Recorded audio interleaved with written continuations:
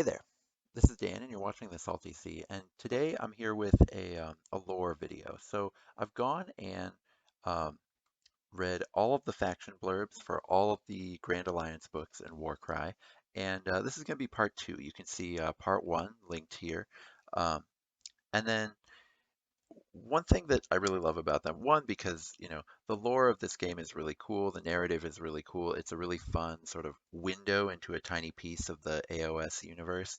And also, I find it really interesting because Warcry kind of has the lowest barrier to entry in in all of the GW games.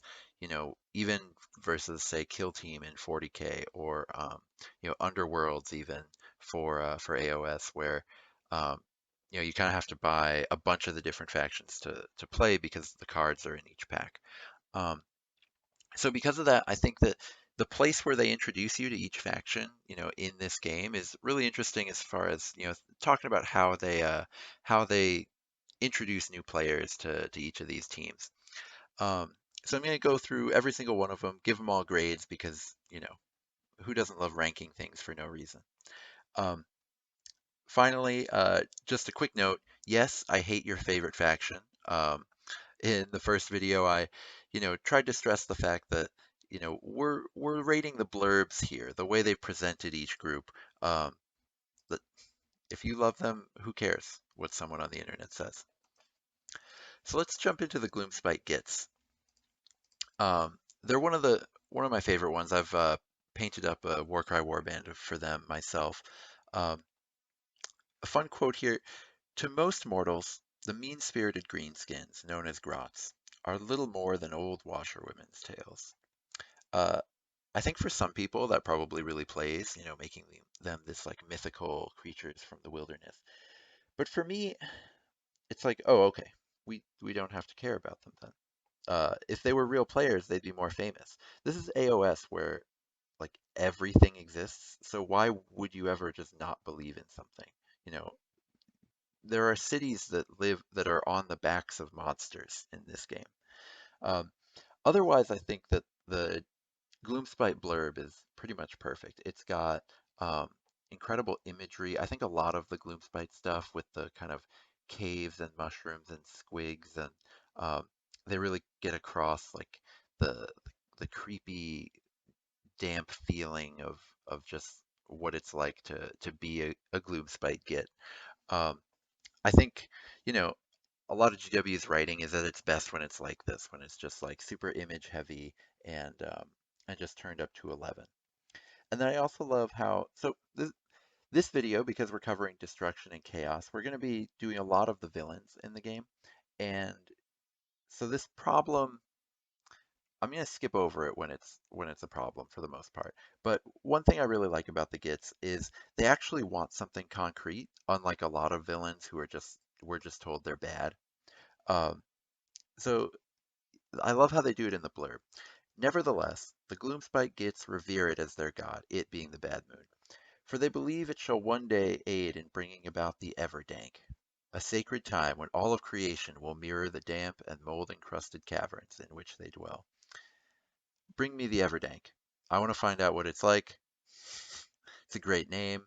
That's all you need to know. I'm giving Gloomspite Gets an A. Ogre Maw Tribes. As a meme, the ogres are top faction in the game. Um, Actual Ogre Maw Tribes lore and narrative is a little rough. It's guilty of a lot of what can kind of bug me about Games Workshop lore. First of all, the logistics are terrible. This is a dumb complaint, but I'm complaining anyway. Um, if their whole thing is that they're hungry, right, and they nomadically wander from one city to the next eating people, but it's shown that they can eat any kind of meat, they would just become ranchers. That's it. They would be ranchers. They would not be this sort of wandering, roving army. They would just be like a peaceful ranching society with just massive herds of cows everywhere. Obviously, you can't do that in any kind of war game, but it just makes no sense to me. The fact that half of them they have the blizzard that follows them around, that makes a little bit more sense. They're like constantly afraid of the blizzard. But for most of the ogres, their their whole sort of reason for being makes no sense to me. Um, they also have some unfortunate carryovers from Warhammer Fantasy Battle. I don't want to dwell on this because some other factions have this too. Just like they're, you know, they put them in Warhammer Fantasy Battle in sort of not Mongolia, and a lot of the pictures around Ogre Maw tribes are sort of not Mongolian, and then they're sort of um, wandering, devouring civilizations wherever they run into is also very sort of not Mongolian. Um, and it's just all a little unfortunate, and I'm glad that Warhammer Fantasy Battle is gone, and I'm willing to eat the 5 dislikes I just earned for saying that. Um, like if you like AOS better. Retconned to worship Gorka Morka, I also think is kind of too bad. Gorka Morka is an orc god. Let the Maw tribes have their own thing. Um, that part felt always a little unfortunate to me, just as far as the way ogres have been carried over into AOS. I really hope that, eventually GW gives them an update where they actually sort of treat them as their own thing. I feel like the first 2 books that they got, um, we're kind of just servicing them as like, oh, well, we have these models, we're going to keep selling them, so we better write a book. Hopefully they get kind of their own sort of update.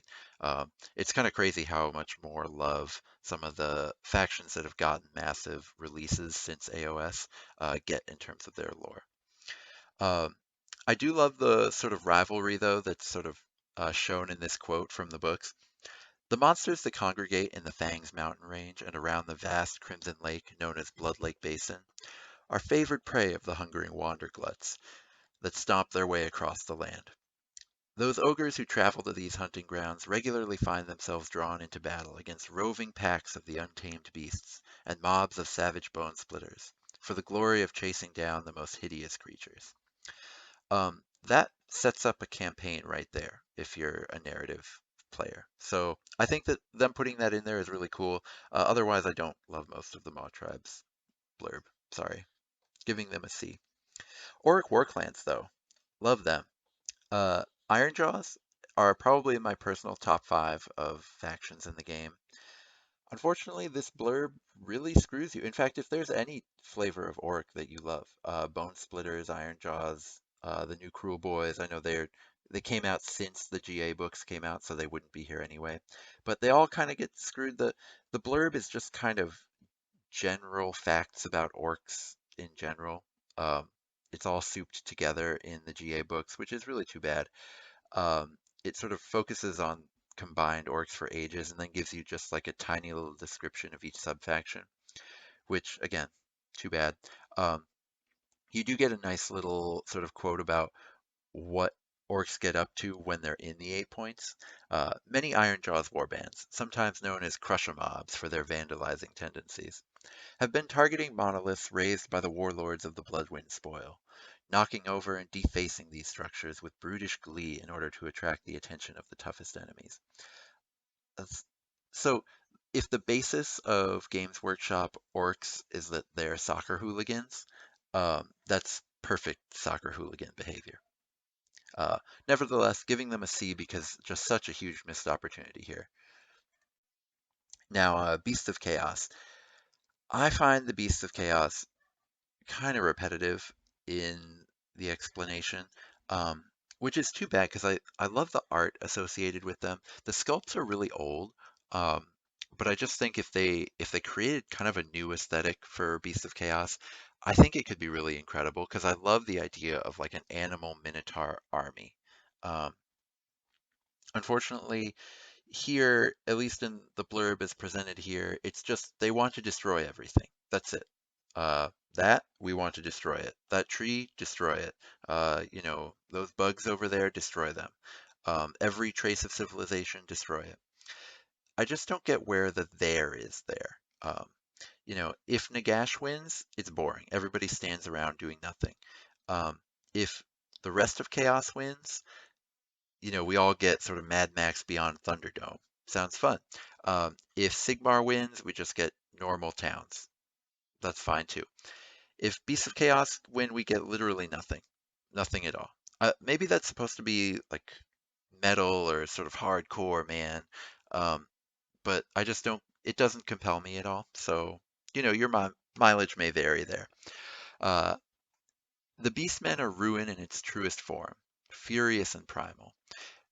And were they to have their way, even the gods themselves would devolve into an all-consuming vortex of sheer anarchy.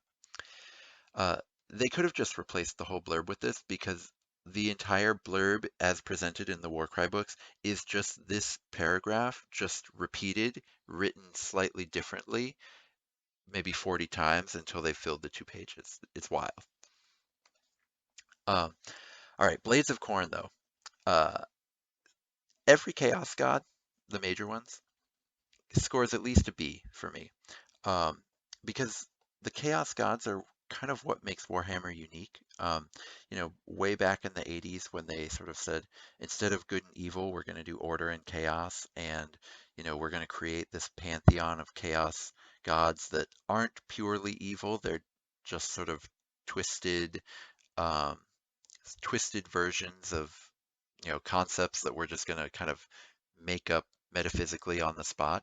Um, that's kind of what makes the entire Warhammer world sort of compelling and interesting to me is sort of the relationship between every sort of sentient civilization and their chaotic counterpart that's created in the warp if you're in 40K or just in the realm of chaos if you're in AOS. Um, I think all in all, it's just a really incredible concept for sort of filling out an IP. Um, Unfortunately, with Corn, I feel like there's a ton of missed opportunities. So they never know whether to, that's not fair. They always know, and they often make the wrong choice, of whether to represent Korn as just a furious primal rage beast, or to kind of highlight, every once in a while they'll mention things about Korn's kind of twisted sense of honor or his sense of martial pride, you know. Um, and then other times he's a giant dog demon sitting on a throne made of skulls, just angry at the world. Um, you could maybe create a headcanon where that those two things kind of match up in a really interesting way, but for the most part, um, it just comes across as messy. Um, so I think that's too bad, and especially because a lot of corn is hard to relate to because, the average person just doesn't have that capacity for violence. Like, for example, here, let's get to the quote. A gestalt manifestation of hate and fury. It is unsurprising that Khorne is typically honored as a god of the most brutal, uncompromising breed of warfare.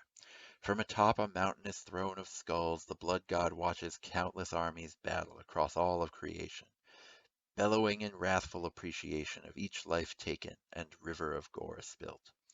Um, I actually think just as far as like writing goes from pure typing standpoint, I think that that's kind of impressive at least getting across what they're trying to get across, but it can be hard to relate to.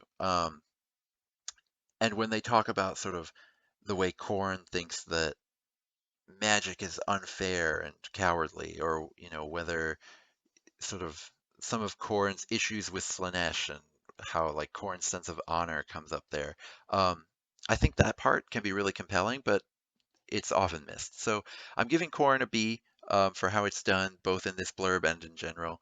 Um, but man, I feel like GW could take Korn farther, even though they've sometimes been the poster boy bad guys. Disciples of Zinch. Meme Zinch of like, we just do schemes and we have schemes upon schemes and everything is just as planned. Meme Zinch is terrible. It's like one of the worst things in the game. Actual Zinch I think is really interesting. So I pulled this quote out of the GA books because I think it's really interesting. Zinch attracts those mortals who desire knowledge and power. In truth, Zinch's sphere is hope, but of the most sinister and corrupting kind. Through whispering in the ears of those who seek to better their lot and rise above their station, this mad god traps the unwary in gossamer webs of anarchy. Um, it kind of goes on to kind of describe how Tzeentch is sort of the god of the monkey's paw, right? It's sort of the be careful what you wish for entity in the game, which I think is interesting because it's really easy to imagine how just about anyone could end up falling to Tzeentch, right? Lots of people wish that their lives were better than they were, right? And so, if Tzeentch is the god of change or the chaos god of change, but really in essence preys on hope. I think that that's um, really compelling and really horrific, right? Because, without hope, what are we, right? So then if hope is the way that this sort of evil force sort of gets into you, that's I think really horrifying and really compelling. So they do, I think, execute Zinch really poorly sometimes, as far as sort of what Zinch characters are doing in the story. The always like planning and planning, and the planning kind of going around in a circle to where it becomes really useless. Um, I think is executed really poorly, but the way they're explained, especially in these blurbs, is awesome. So giving them an easy A. So the Maggotkin of Nurgle blurb, I think is really incredible. Maybe it's just because I had such low expectations. Most of the time, and maybe this is just like the popular community conception of Nurgle, where it's just the bathroom humor army, right? They're all like super gross, and then they're all smiling. But Maggotkin, at least the blurb here, the way it's presented in Warcry is it's all about sort of Nurgle's generosity and his patronage of outcasts, right? It's all about how much Nurgle cares about his followers, and I think it's really incredible, and it's written really well too. Um, there's also a really fun blurb, kind of skipping to the end here, where uh, it talks about how Nurgle would really like to actually kind of sneakily take the 8 points away from Archeon, because all those portals are the perfect hub from which to kind of spread disease, and it would also make for the perfect laboratory, because he could kidnap and bring people from any corner of the realms into the 8 points to then experiment on them and then send them back home. Um, kind of a really interesting little tidbit there that I've just never heard that makes some really interesting like internecine drama among chaos.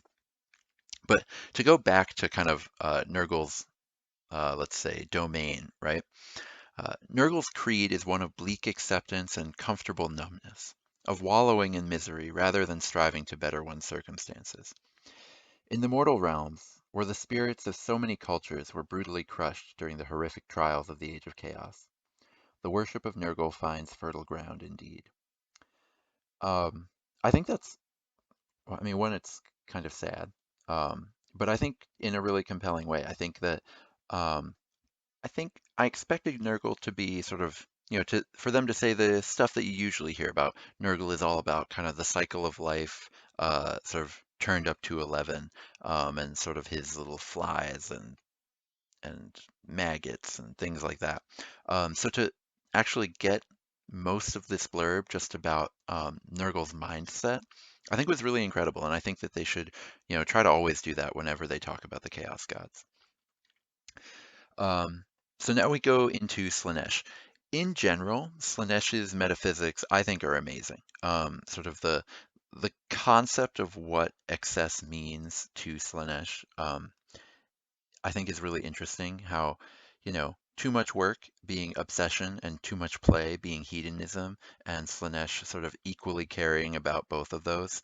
The execution has been iffy at times. I have an entire video from maybe 6 months or almost a year ago about how their execution of Slaanesh can be a little iffy.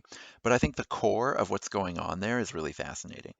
And one thing I love about the Slaanesh storyline is it's actually really helped drive the overall story of the game. Um, Now, unfortunately, there's this bit about the Screaming Coil. For all of the factions have sort of their reasons for being in Warcry. And the Slaanesh one is lots of Slaanesh warbands are arguing amongst each other over who gets to own a little statue that is painful. It seems random and shouldn't be there.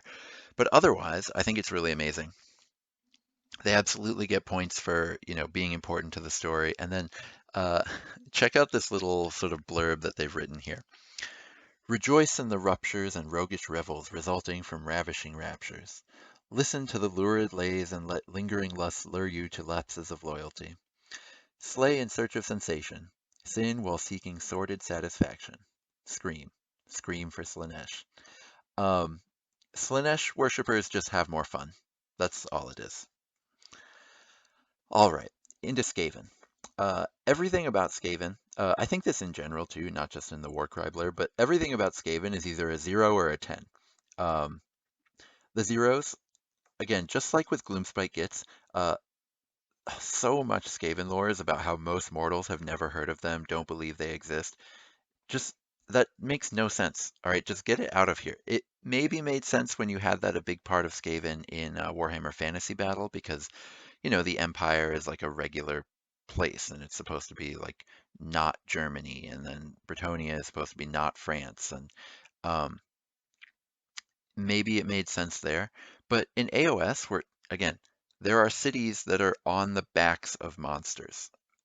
Everyone would believe in everything. Like no one would say, "Oh, rat people? No way. That could never exist." Um, anyway, once you get past that, though, I think every clan description is really interesting, um, or at least really horrific in a compelling way that sort of will gross you out. Um, and then there's other bits like your mileage is really going to vary on the part of like Skaven would just own the world if they could just work together, and the whole line of how every Skaven, is at more danger from their fellow Skaven than they are from the enemy. Um, Sometimes that stuff can play really funny, and sometimes it can just seem kind of confusing or repetitive or whatever. Like it's clearly not what's happening, right? Because you're controlling this Skaven warband and they're all doing their thing. And the abilities that they have nothing to do with like one Skaven backstabbing another Skaven. Um,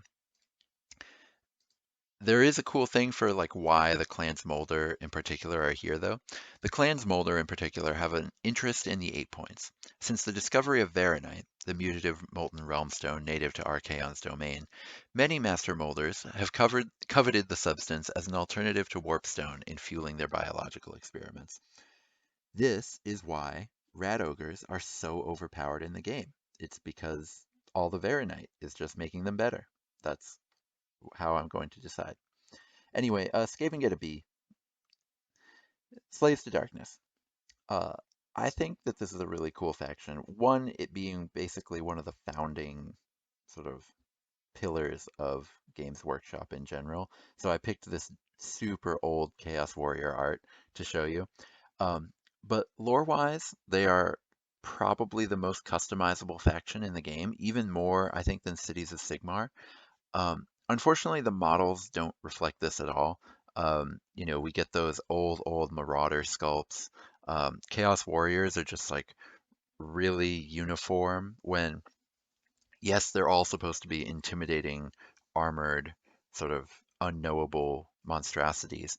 But the way they're described, where they're from every single place in the entire setting of AOS. After Sigmar made his retreat into Aesir, you know, literally every single civilization in all of humanity um, was sort of forced to live in this world that had been conquered by chaos and figured out their way of getting along, and all of the sort of warrior champions of all of those societies would make up the Slaves to Darkness. And so literally any concept that you could possibly think of, the unarmored people should be able to count as marauders and the armored people should be able to count as chaos warriors.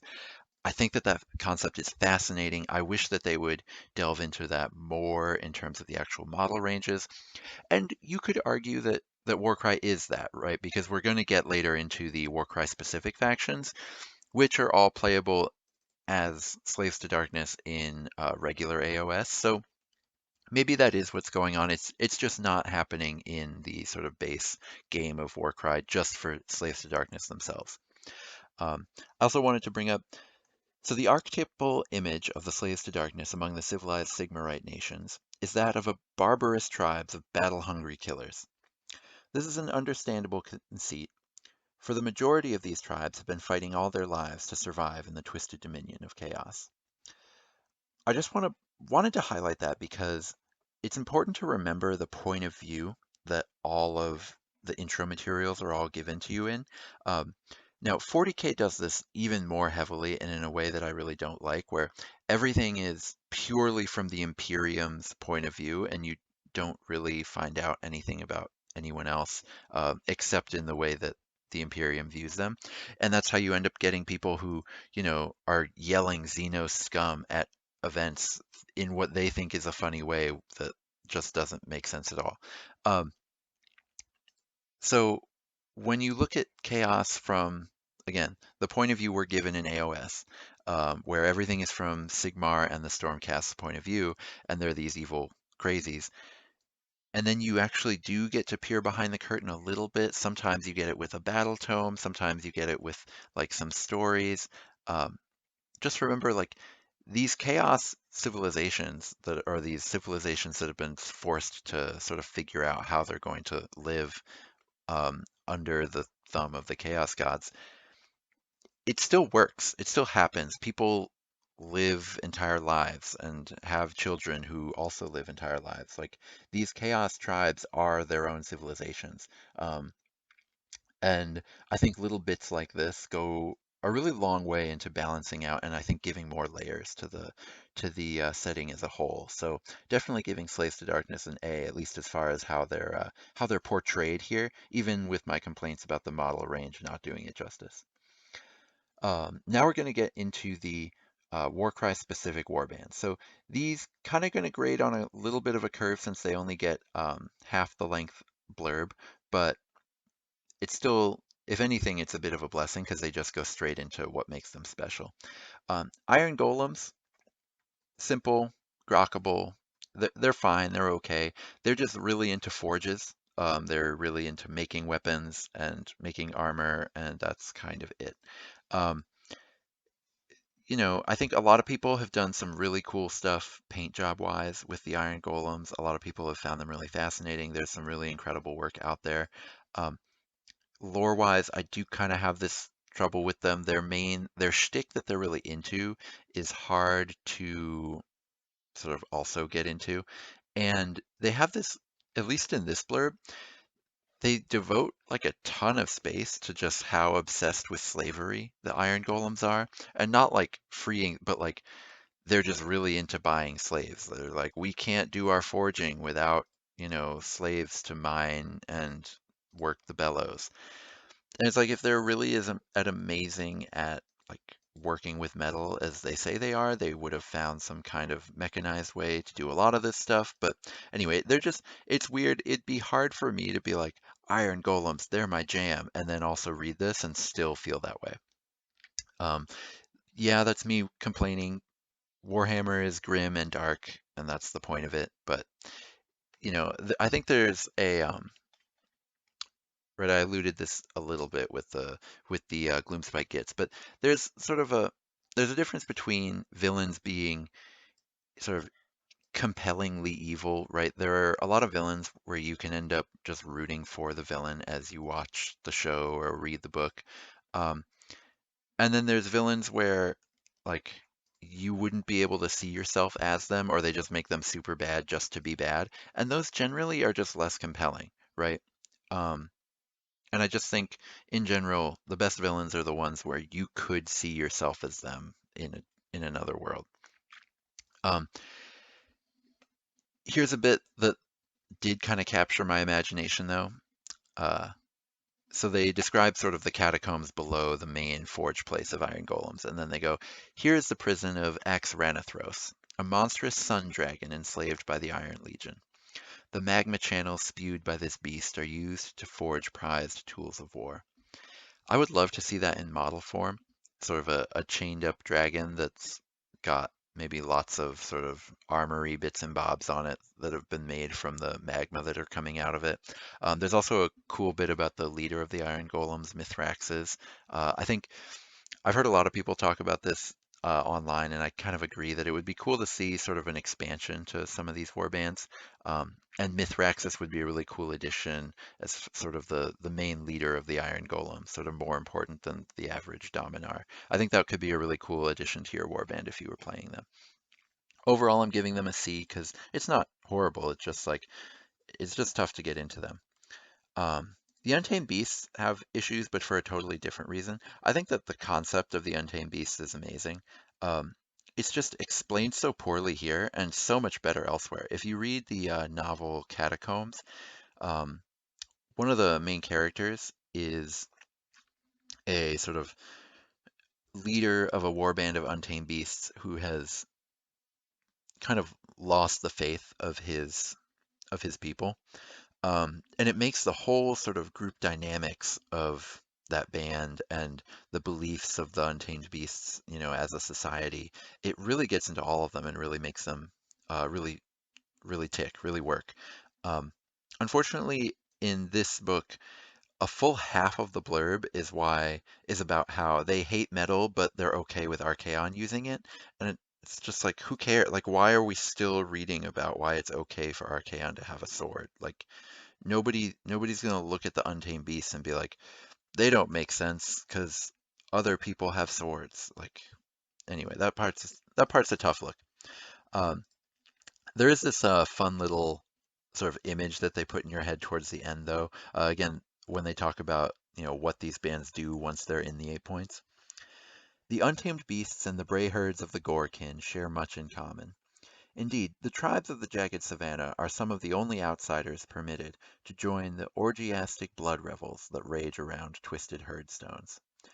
I just love the concept of untamed beasts sort of wandering into the 8 points and then meeting a bunch of sentient Minotaur people and hanging out with them and partying. Um, wish I got a tiny bit of that flavor in the Beasts of Chaos blurb as well, but I'll take it here. Corvus Cabal. I think this blurb is really incredible. This is where the real strengths of Warcry world building really come into play here, is with Corvus Cabal and a few others I'll talk about soon.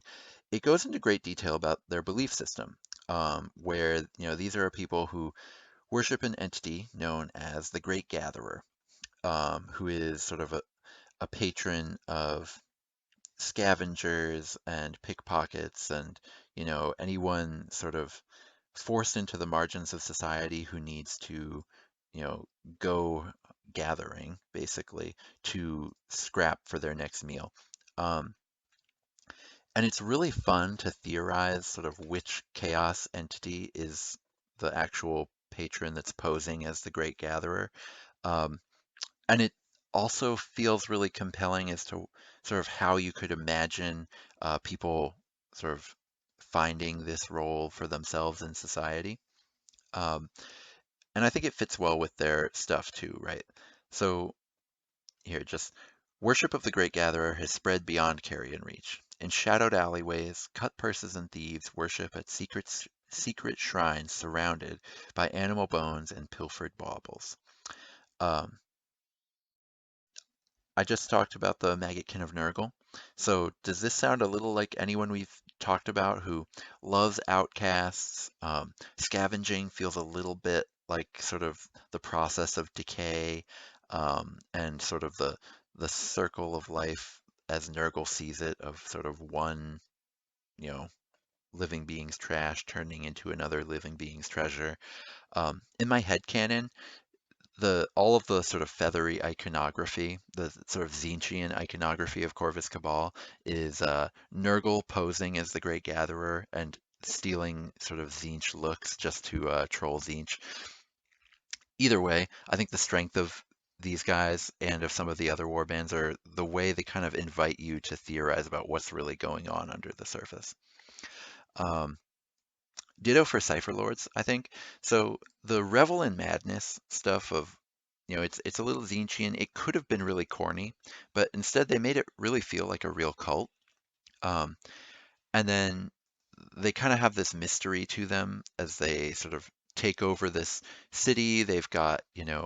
Um, they've got, I guess, like various drugs that they're sort of convincing people to start getting hooked on, which obviously very evil, but also something that sort of feels grounded and feels like something that you can sort of understand how this is happening right away.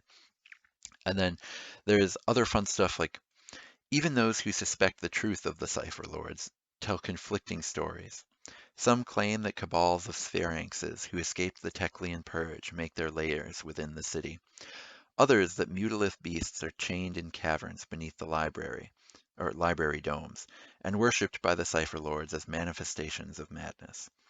They go on, like earlier, to talk about how they own sort of martial schools of swordsmanship, and they also own libraries, and they also own they're this big sort of respectable piece of society in the cities that they are in, um, and yet there's also this sort of uh, scary undertone of them as well. Um, Are they Zinch? Are they Slanesh? Who knows, right? I think those two probably make the most sense. But I think again, these are really fun to think about. They're just a really different take on what chaos means as it's sort of snuck into society, especially because these guys are in um, Heish or Highish, I don't know, the realm of light, which, supposedly Teclis has everything in the realm of light under control, right? Except he doesn't because the Cipher Lords are, you know, fully controlling multiple cities essentially. So, yeah, just really fun bits of world building here that I love. And then also the paint job, Houndstooth Minis got to give them a bit of a shout out here because this Cypher Lord's Thrall Master is just done incredibly well as far as sort of capturing the imagination of what this faction can really be. Okay, getting towards the end here, but the Unmade are incredibly done also in the lore.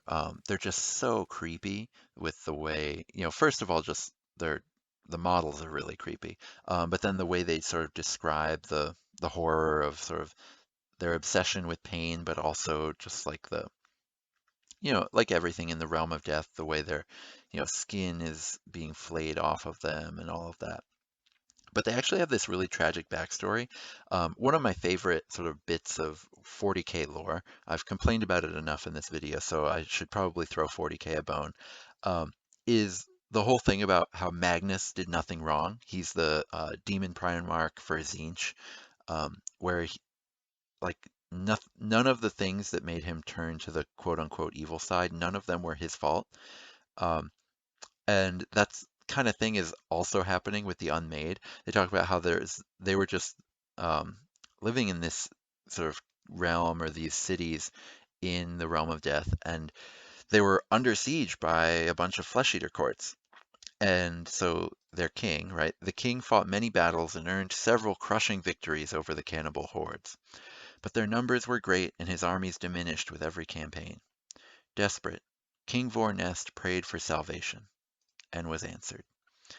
Um, so then it talks about how the Unmade ended up going on to, you know, win all these battles and sort of become, fully protected and sort of live on to see another day. But now they're looking like this, and they're sort of twisted into this sort of thing that we would think of as being horrific and terrible.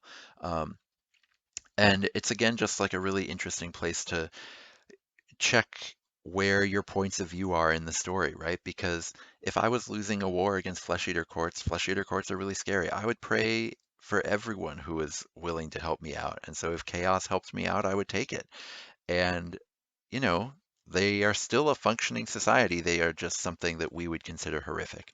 I'd also love to see a model for King Vornest, or also as he's known, the Flayed Prince. Um, they said he may or may not have been killed by Neferata at some point, but you could bring him back as like a demon prince of Slaanesh. And I think it would be really, really compelling and really interesting, right? Because a lot of the Slaanesh stuff is very fancy and grand, and if you had a Slaanesh demon that was um, like the Unmade, who are also in their own way kind of fancy. Um, I think that that would be really cool. Overall, S tier, just like uh, perfect bits of background here on the Unmade. Splintered Fang. Their blurb's pretty funny. They are huge a-holes.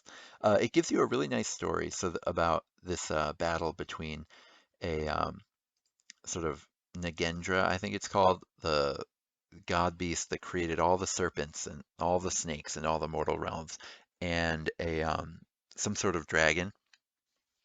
And the snake loses, Very sad. From all its wounds come pouring out all the snakes that sort of eventually, are anywhere in the mortal realms, in AOS.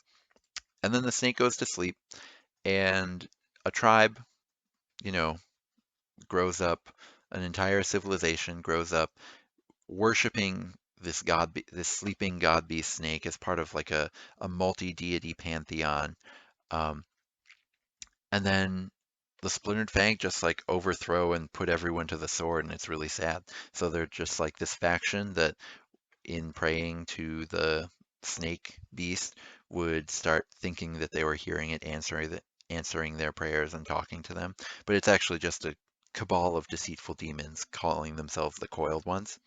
And then it, goes on to talk about how they just like kill everybody in this tribe, and it's really sad.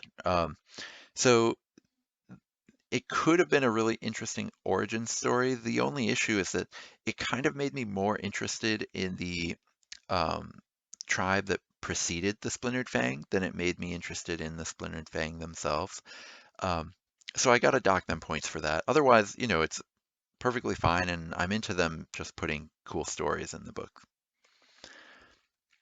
On to the Scions of the Flame. Um, for everything that was really cool about the last few, the Scions just they hit the exact opposite everywhere for me. Um, their whole shtick is they need fire MacGuffins to make big fires to cause a big fire apocalypse.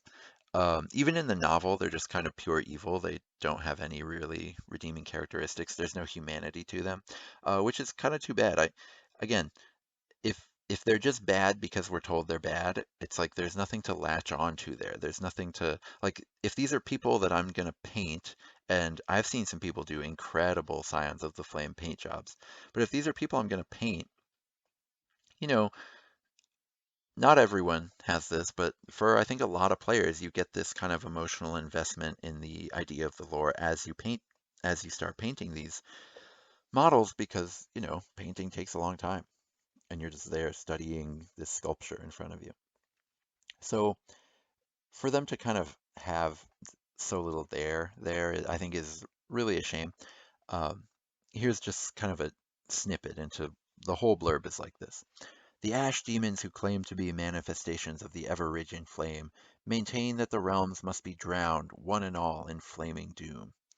Again, even among all the villains, because remember, supposedly every faction I've detailed in this video so far, all of them are villains in the story. Even among all the villains, these guys are just the worst and least compelling, and most just like evil because we say we're evil. As opposed to, I just talked about the Unmade, who are, painted as evil because they were desperate and no one would help them except for these characters who are evil. Um, at least the one thing you can say for the Scions is that they want something concrete. You could latch onto that as far as like uh, they're doing their thing. They really are doing it. Um, but otherwise, I just don't love how they're portrayed or shown or yeah. Finally, we're at the end here almost. So Spire Tyrants are all Russell Crowe and Gladiator.